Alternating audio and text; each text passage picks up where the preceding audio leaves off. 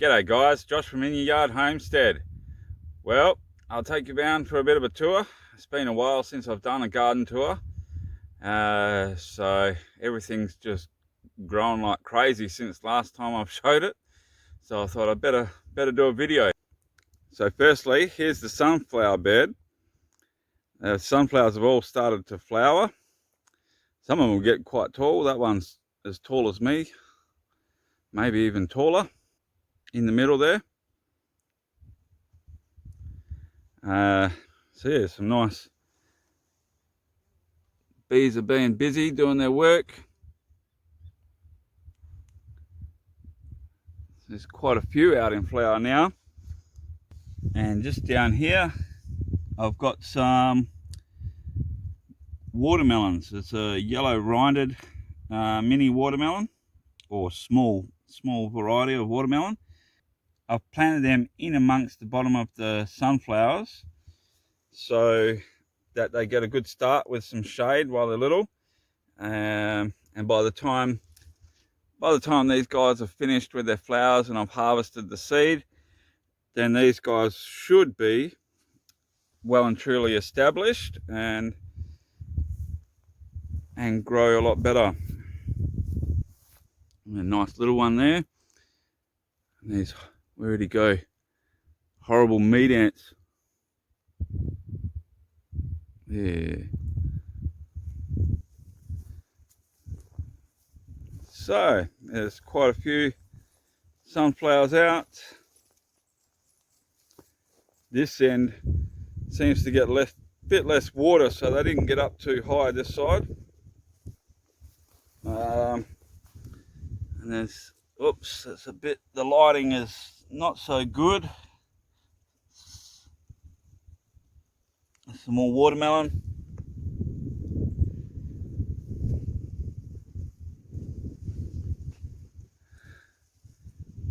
And there's the sunflower. Alright, I better get this video done quick. It's starting to get windy already. Alright, so this is the Anazazi corn. It's had a bit of a hit from the heat. We had two stinkers. It got over 40 degrees, so it got crispified. Real crunchy there, so hopefully it's going to come back. Some of it won't by the looks of it, unfortunately, but there is still some good ones there. And I've got in amongst the corn, I've planted yellow zucchinis as well, which I've got to plant some more. And over in the back here, sorry about the glare this time of day. Well, I've just had to get out when I can to film when there's less wind. So I've got my sugar cane that I put some cuttings in. It's taken on nicely, and this one, the big one, is starting to slowly come back as well with the heat. And I got some purslane growing there. The barley's all going to seed, which is good.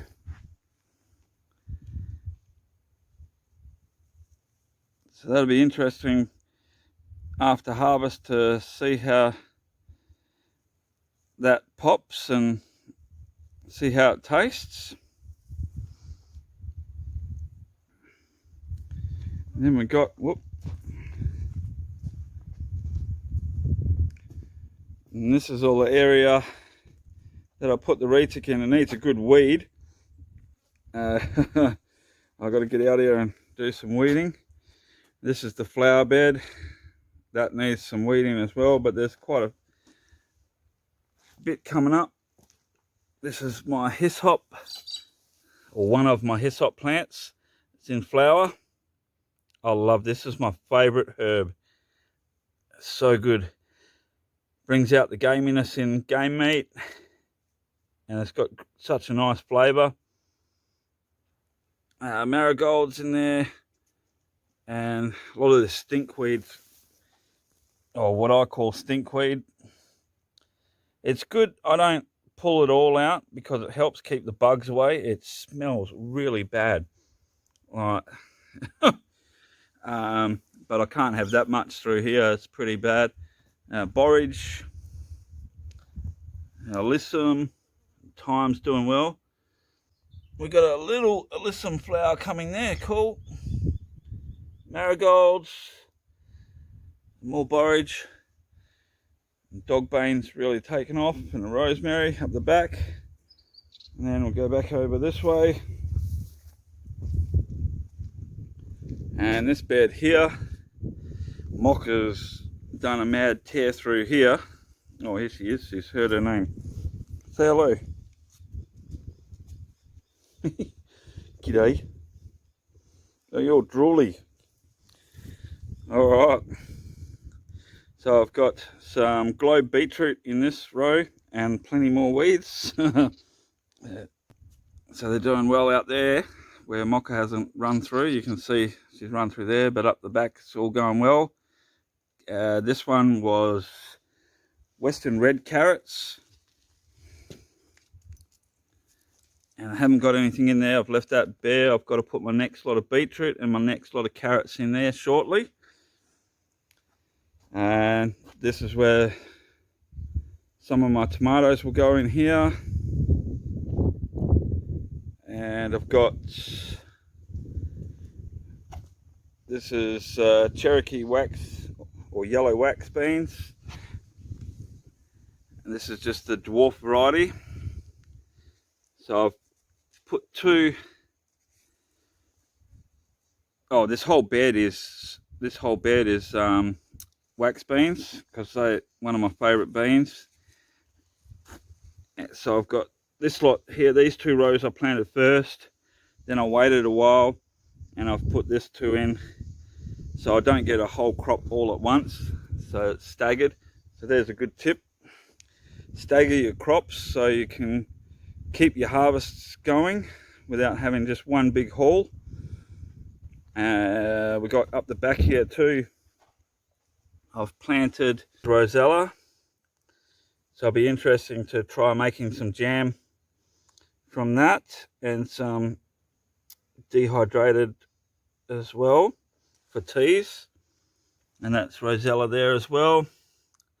I've planted it, a few of them along the fence. There's Mocha again. Good girl. And then I've got, in this one here, is the Balinese sweet corn. This is my third crop that I've planted in. I'm due to put my next crop in this week, but I've got to get some more retic sorted first. Actually, that's something I'll show you, a tip with this retic, how I've set it up. So you can see down this line here, this is the main line. So that's one continuous line, and then it's got these, the drip lines on to this, and then we go over to the back here, and it's been, oh, this shadow's not good and the glare, so then I've capped it off to each individual bed.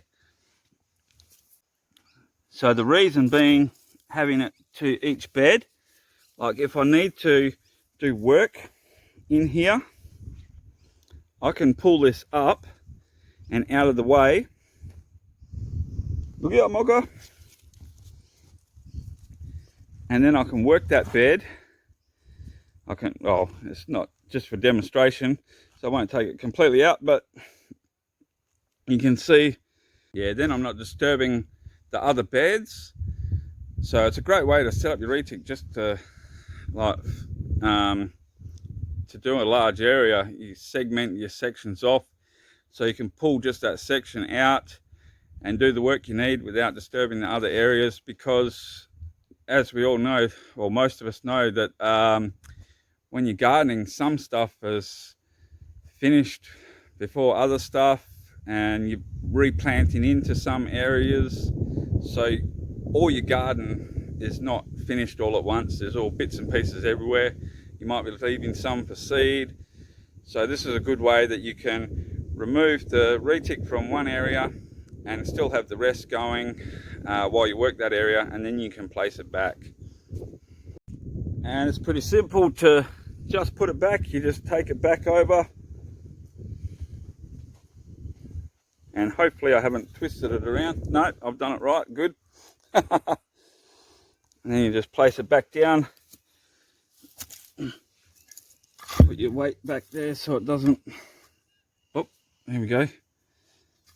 Place it back down in where it's got to go. And put some weight there. Put some weight there so it stays where it's supposed to. And we'll get this one back up as well. There we go.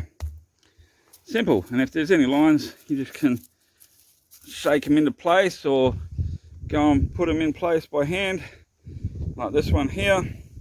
Just put him back in his little trench, and there we go. Simple as that. Hey, Mocha. Alright, so we'll go around the other side of the house now to the other garden. Alright, so we're on the other side in the other garden, and like the other side, needs some weeding as well. There's some more of that stinkweed there and goosefoot, so we have to get rid of that. Oh, lilac coming up there as well, so we'll definitely have to get rid of that. But this is the sunchokes, so they're starting to do well with the warmer weather. Some are starting to come up now as well. That it's just doing a lot better. I need to get some mulch on here. This area does get pretty warm because the sun, well, not only heats up that asbestos fence during the day, but it also radiates back off this wall as well. So you can see this one here has got a bit toasted. So I'm going to have to do something in the future for this. Maybe shade this area. Might be a good idea. The silver beet's going well. I've actually got to put in some more silver beet. I use lots of silver beet. I've actually got to see, you can see this leaf here with those couple of hot days. That's really, but I won't waste that. That'll go into, just back into the soil. Oops, won't waste, that goes back there. And that will help. And that will help retain moisture. And we've got some, oh, I can't see. So yeah, that's the silver beet. I've definitely got to put more in because I use lots. Spring onions are finally kicking off and doing well. I haven't got anything in here. I've left that to put my second lot of spring onions in. I've got my purple dragon carrots in here. And this is the first time I'm growing this one, so it'll be great to see what they taste like. And this is sugar beets, which I've been using the leaves off this as well, just like silver beet. And it's quite nice. And then we've got my mini blue corn, which is cranking. It's taller than me now in the middle here. Oh, not quite taller than me, just the same height. So that's going well. That was the second crop that I planted. So it's done well over here. And down the bottom, I've planted some gherkins. I can't remember the variety of the gherkin. I'll have to look up the seed packet. But apparently they're quite nice, small gherkins. So I've planted them around the bottom to just sprawl around where they want. Okay, so now we'll go down and I'll show you the pumpkins. This is the ironbark pumpkin. I'm yet to plant the other ones. So here's a couple more come up in here. We don't have any in that one yet. If there will be, I don't know. And this one. There's only the two that didn't get any. Whoop, there's my shadow. So So there's another one in there. These two bottom ones are doing pretty good. Got two in there. And two in there. So I should get some good pumpkins. Well guys, there's a bit of an update on what's going on.